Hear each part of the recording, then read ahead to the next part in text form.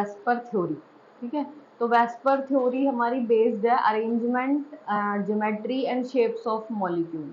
जैसे जनरली आप जो कोवलेंट बॉन्ड बनाते हो वो डायरेक्शनल इन नेचर होता है, क्योंकि शेयरिंग ऑफ एटम में हमें देखना होता है कि हम एटम कहाँ से अरेंज करें।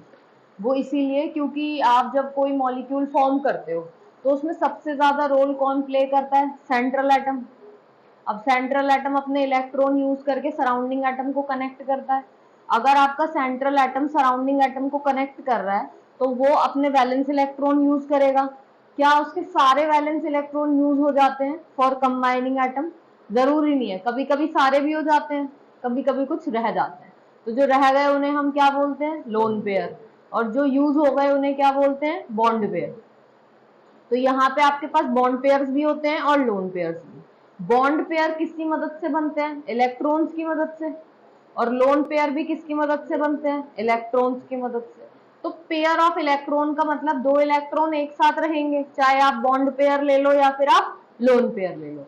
और एक इलेक्ट्रॉन पे चार्ज कैसा होता है? नेगेटिव। तो दोनों इलेक्ट्रॉन पे चार्ज कैसा? नेगेटिव। अब अगर ये इलेक्ट्रॉन भी नेगेटिव, ये भी नेगेटिव, नेगेटिव नेगेटिव चार्ज एक दूसरे कांटेक्ट में आएगा तो रिपल्शन होगा। और अगर आपके एटम में रिपल्शन फोर्सेस बहुत ज्यादा लगेंगे तो क्या वो स्टेबल हो पाएगा? नहीं। स्टेबल होने के लिए क्या जरूरी है? अट्रैक्शन। तो हमारी ऑब्जर्वेशन ये कहती है कि आपके पास जो लोन पेयर होते हैं या बॉन्ड पेयर्स होते हैं उन सब में रिपल्शंस होते ही हैं। और आप कोई मॉलिक्यूल बनाओगे तो लोन पेयर भी आएंगे, बॉन्ड पेयर भी आएंगे। तो हमें कोशिश करनी है कि हमारे मॉलिक्यूल में रिपल्शंस क्या हो? कम से कम। क्योंकि रिपल्शन खत्म तो नहीं कर सकते, खत्म करने के लिए तो आपको इलेक्ट्रॉन हटाना ही पड़ेगा। अब वो इलेक्ट्रॉन आप हटा तो नहीं सकते, तो यहाँ पे आपको इलेक्ट्रॉन्स रखने भी हैं और उनके रिपल्शन को क्या करना है? मिनिमाइज भी करना है। तो उसके लिए आप कोशिश करोगे कि सारे एटम एक दूसरे से थोड़े डिस्टेंस पे कनेक्टेड हो, सब एक साथ ना बैठे हो। क्योंकि जब सब एक साथ बैठेंगे तो बहुत सारे इलेक्ट्रॉन कांटेक्ट में आ जाएंगे, तो रिपल्शन होने के चांसेस बढ़ जाएंगे। तो इस रिपल्शन को मिनिमाइज करने के लिए हम कोशिश करेंगे कि सारे एटम दूर बैठे। अब दूर में वो कौन सी ज्योमेट्री ऑक्यूपाई करेंगे, कौन सी शेप ऑक्यूपाई करेंगे, वो हमें वेस्पर थ्योरी ने एक्सप्लेन किया। ठीक है, तो हमारी जो थ्योरी है valence shell electron pair repulsion theory,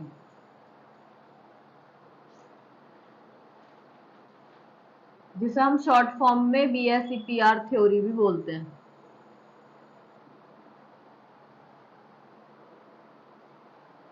अब वेस्पर थ्योरी के कुछ पोस्टुलेट्स हैं।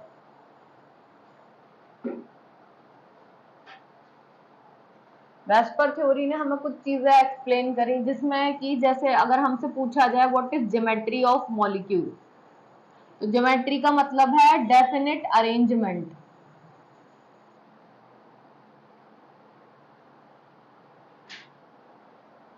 ऑफ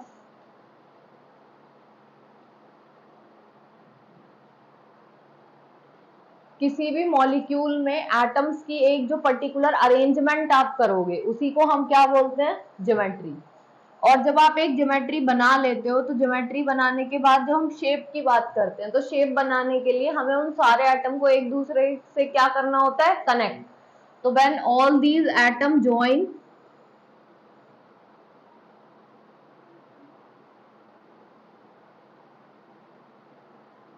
in particular geometry,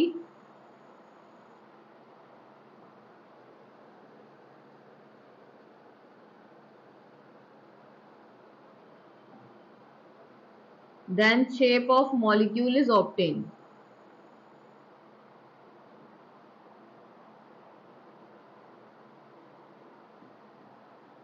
जैसे कि देखो, अगर आप बनाते हो CH4 फॉर एग्जाम्पल, अगर हम बोलते हैं कि हमारे पास CH4 है और हमें इसे ड्रॉ करना है, तो CH4 बनाने के लिए आप कार्बन और हाइड्रोजन की अरेंजमेंट करोगे।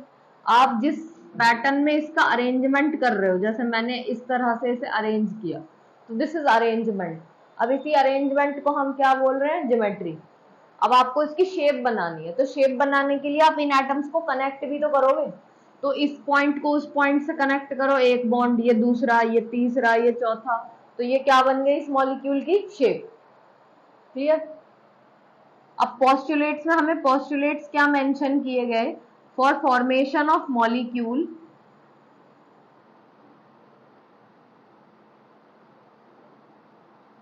central atom use its valence electron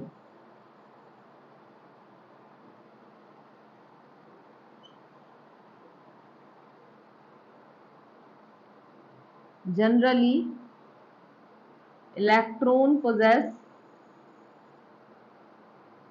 repulsion due to negative charge field।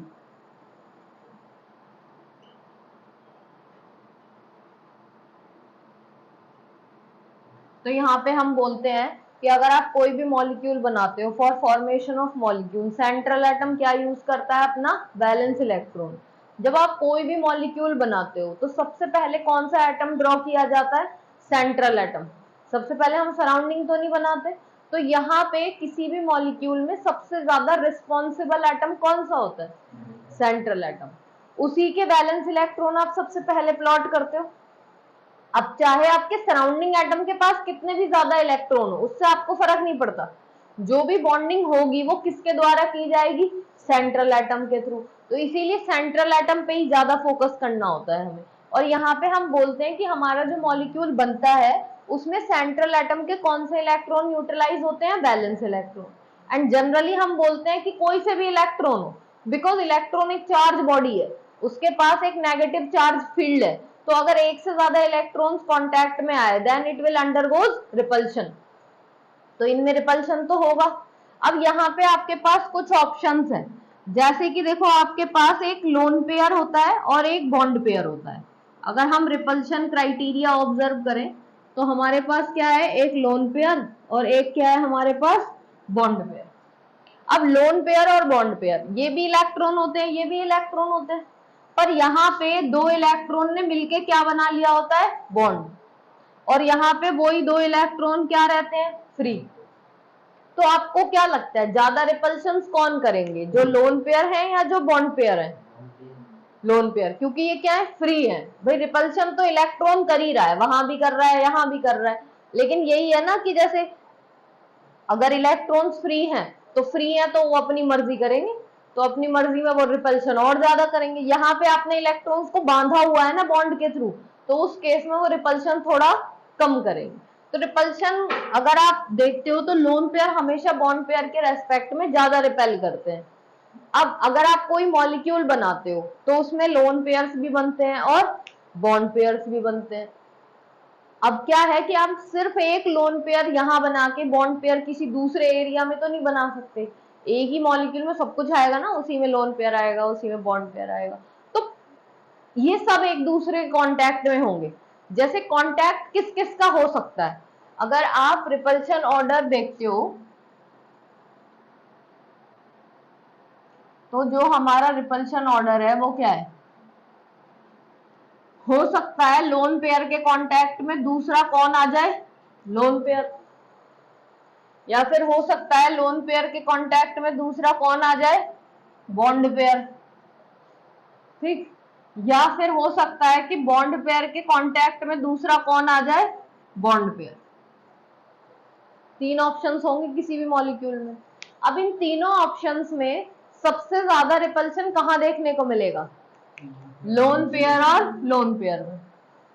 और सबसे कम रिपल्शन कहां देखने को मिलेगा, बॉन्ड पेयर और बॉन्ड पेयर में। तो ये हमारा रिपल्शन ऑर्डर है। अब इसी को ध्यान में रखते हुए हमें ज्योमेट्री बनानी है। तो हम जो ज्योमेट्री बनाएंगे उसमें हम कोशिश करेंगे कि हम एटम्स को थोड़ा दूर कनेक्ट करें to minimise repulsion.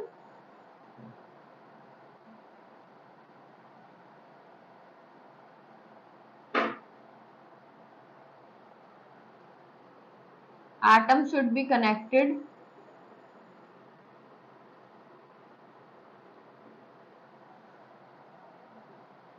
far apart from each other।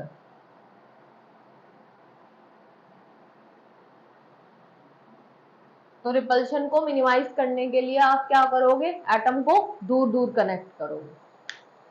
अब यहाँ पे आप जब कोई ज्योमेट्री बनाओगे तो आपको पता है लोन पेयर एक साथ आ गए, तो ये दिक्कत क्रिएट कर देंगे। तो इसीलिए क्या आप लोन पेयर और लोन पेयर को साथ बनाना पसंद करोगे? आप साथ में किसको रखना पसंद करोगे? बॉन्ड पेयर और बॉन्ड पेयर को, क्योंकि उसमें सबसे कम रिपल्सन है। और हम सबसे ज्यादा दूर रखना किसे पसंद करेंगे? लोन पेयर और लोन पेयर को। तो बस यही ध्यान रखना है कि हमारी ज्योमेट्री जो भी बने उसमें हम कोशिश करें कि बॉन्ड पेयर तो साथ में आ जाए, लेकिन लोन पेयर साथ में ना आए। अब यहाँ दो ऑप्शन है, देखो आप जब मॉलिक्यूल बनाते हो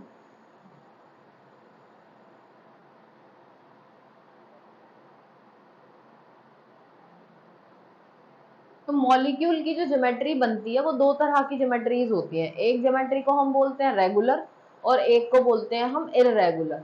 अब ये रेगुलर ज्योमेट्री कौन सी होती है? सपोज करो अगर आपके मॉलिक्यूल में, अच्छा आप लोन पेयर ऑब्जर्व कर रहे हो या फिर आप बॉन्ड पेयर ऑब्जर्व कर रहे हो, या आप कौन से एटम के ऑब्जर्व करोगे मॉलिक्यूल में? सेंट्रल एटम के, क्योंकि कनेक्शन तो सेंट्रल बॉडी करा रही है ना। अब इसके कितने इलेक्ट्रॉन फ्री हैं और कितने इलेक्ट्रॉन बंधे हुए हैं, इसी के अकॉर्डिंग तो शेप बनाई जाएगी। तो यहाँ कितने लोन पेयर हैं, कितने बॉन्ड पेयर हैं, सबके सब किसके देखे जाएंगे? सेंट्रल बॉडी के। अब यहाँ पे हम ऑब्जर्व करते हैं, सपोज करो जैसे कार्बन है, कार्बन के वैलेंस इलेक्ट्रॉन कितने होते हैं? 4, और इसने बॉन्ड भी कितने बनाए? क्या इसके पास लोन पेयर बचा? यानी कि इस मॉलिक्यूल में कोई भी लोन पेयर एग्जिस्ट नहीं करता, सारे के सारे क्या है? Bond pair. तो यहाँ दिक्कत थोड़ी कम है, प्रॉब्लम नहीं है, रिपल्शन वैसे ही यहाँ पे क्या है? कम है ऑलरेडी।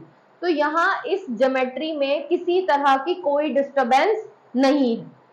तो अगर आपके मॉलिक्यूल में एक भी लोन पेयर ना हो सकता है ऐसा जैसे इसमें है, तो अगर आपके पास एक भी लोन पेयर नहीं है तो हमारी ज्योमेट्री में किसी तरह के कोई चेंजेस नहीं आएंगे, वो सही रहेगी, फिक्स। जैसे आपकी ज्योमेट्री है कि 4 बॉडीज को ऐसे कनेक्ट करना है, जैसे देखो 2 ऑप्शन है, अगर आप 4 बॉडी को कनेक्ट करना चाहते हो,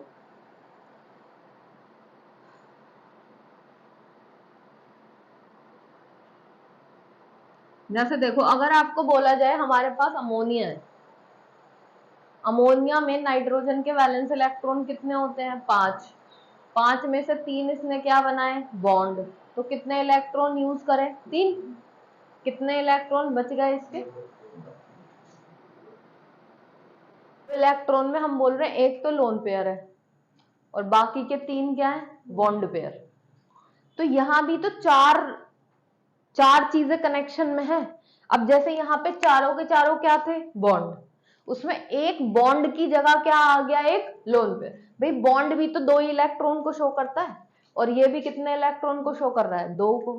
बस उसमें 2 इलेक्ट्रॉन से एक बॉडी कनेक्ट है और इसमें 2 इलेक्ट्रॉन से कोई भी कनेक्ट नहीं है।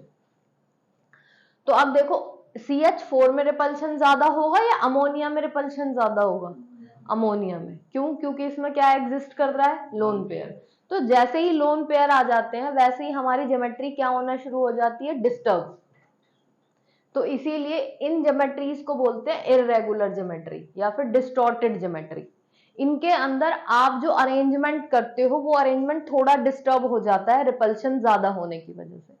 लेकिन अगर आपके पास लोन पेयर नहीं है तो उस केस में रिपल्शन ऑलरेडी मिनिमम है और यहाँ आपके जो बॉन्ड्स हैं वो एक दूसरे के साथ रिपेल नहीं करेंगे, तो ये आपकी ज्योमेट्री फिक्स रहती है। इसीलिए इन ज्योमेट्रीज को हम रेगुलर ज्योमेट्री बोलते हैं। तो regular geometry if molecule do not contain lone pair.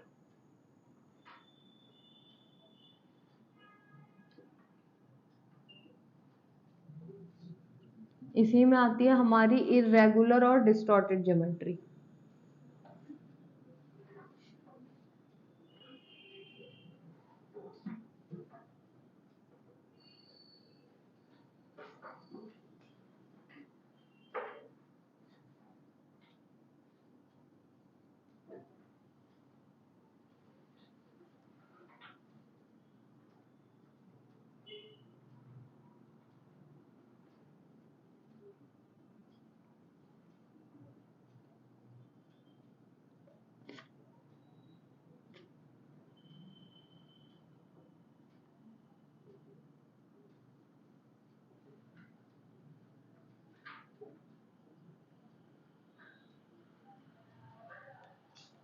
हो गया इतना क्लियर? तो ये थे हमारे वेस्पर थ्योरी के पोस्टुलेट। इसी में एक पोस्टुलेट ये भी आता है that VSEPR theory treated double और triple as a single bond.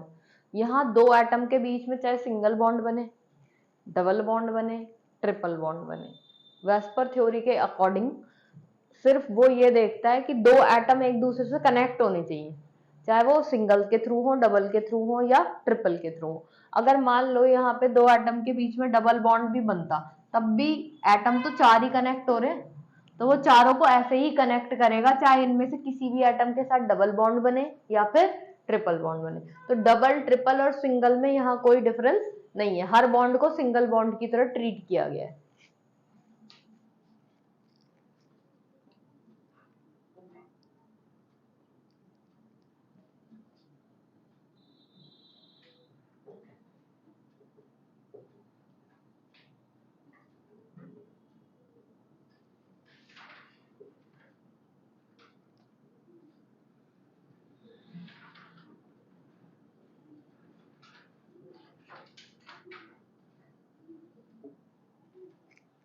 हो गया। तो ये थे हमारे वेस्पर थ्योरी के पोस्टुलेट, जिसमें हमें बताया कि किसी भी मॉलिक्यूल को बनाना है तो सबसे पहले सेंट्रल एटम के वैलेंस इलेक्ट्रॉन देखो, फिर ये देखो उसे कितने एटम कनेक्ट करने हैं, तो फिर वो जितने एटम वो कनेक्ट करना चाहता है, क्या उसके पास लोन पेयर उसके बाद बचेंगे या नहीं बचेंगे।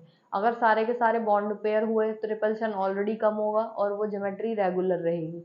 लेकिन अगर उसके पास लोन पेयर बच गए तो उनमें रिपल्शन के चांसेस बढ़ जाएंगे और उस केस में हमारी ज्योमेट्री डिस्टर्ब हो जाएगी, जिसको हम इरेगुलर या डिस्टॉर्टेड ज्योमेट्री बोलेंगे। जब आप मॉलिक्यूल की शेप बनाते हो तो बस आपको देखना है टोटल कितने एटम कनेक्ट हो रहे हैं, चाहे एटम के बीच में डबल बॉन्ड बने, ट्रिपल बॉन्ड बने, ज्योमेट्री रिमेन्स सेम। क्लियर।